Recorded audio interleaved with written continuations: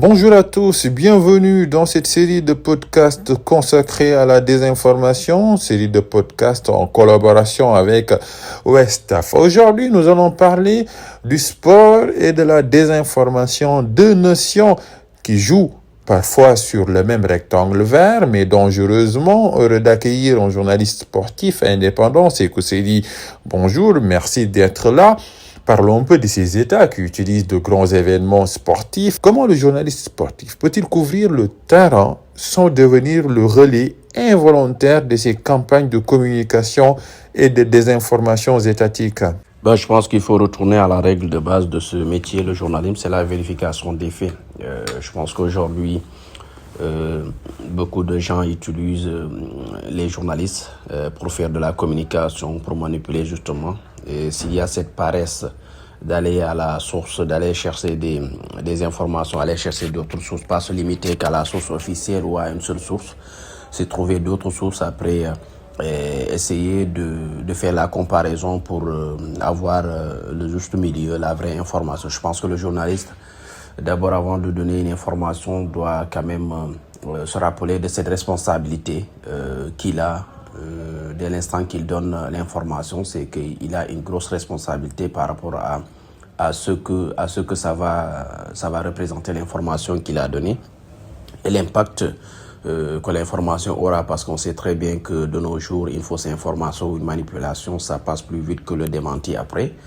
Donc, je pense que comme vous l'avez dit dans le questionnaire, oui, il y a une recherche de se redorer l'image également, et ça passe par la communication. Je pense que dès l'instant que le journaliste, dans sa démarche et dans son approche, il a son angle de traitement, il va éviter quand même de tomber dans ces pièges-là. Je pense que cela passe d'abord par la règle fondamentale, qui est la vérification des faits, mais surtout voir ce qui est propagande et ce qui ne l'est pas. Et je pense que ça, on n'a pas besoin de mettre des loups pour le voir si on est vraiment journaliste, si on est formé. Donc, mais aujourd'hui également, il y a cette volonté des journalistes qui participent également à la communication de beaucoup d'institutions et d'États, que ce soit dans la propagande, que ce soit volontaire ou peut-être à but lucratif.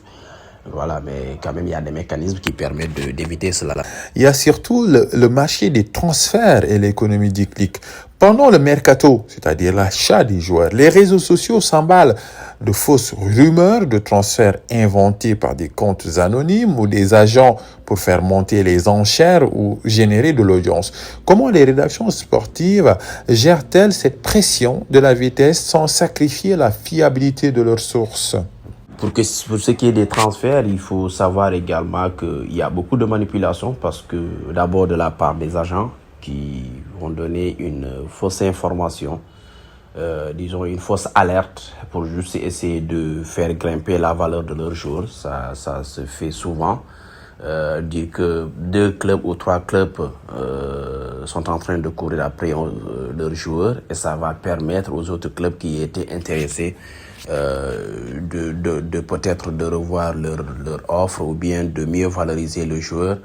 Il y a également cette volonté de vouloir, valoriser le joueur dans le club qu'il est, sans pour autant qu'il change de club. C'est-à-dire que quand aujourd'hui des journalistes parlent d'un joueur qu'il y a à Liverpool, qu'il le veut, le Paris Saint-Germain le veut, et que dans son club, il n'a pas peut-être un bon salaire, il n'a pas un bon traitement salarial, donc le club va revoir peut-être son traitement. Donc il y a toute une propagande également.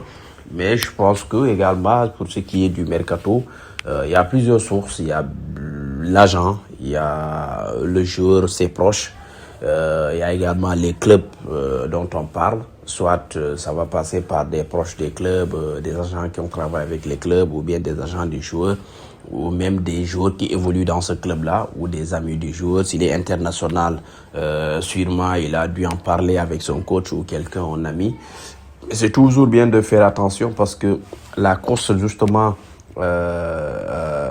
cette course est freinée également pour la première information. Pour donner la première information, ça est en train de tuer également le journalisme, parce que tout le monde a envie de donner la première information, tout le monde a envie de donner ce qu'on appelle le scoop.